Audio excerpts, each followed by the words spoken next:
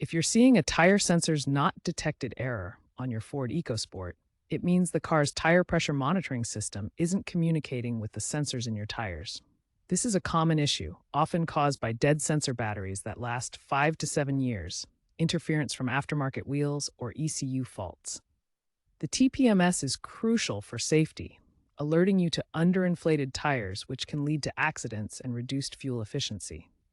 First step, ensure tires are correctly inflated, then attempt a TPMS reset. There are two main approaches to fix TPMS issues: a basic reset and a relearn procedure. For a basic reset, park on a flat surface, turn off the engine, and ensure all doors are closed.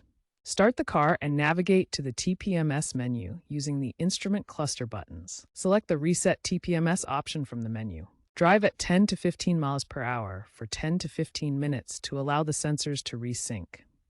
If the reset doesn't work, perform a relearn procedure using an OBD2 scanner. Connect a compatible OBD2 scanner to the port under the dashboard. Use the scanner to enter TPMS relearn mode. Ensure tires are inflated to the correct PSI. Follow the scanner's prompts to drive in a specific pattern, often a figure 8, at 15 to 25 miles per hour to program the sensors.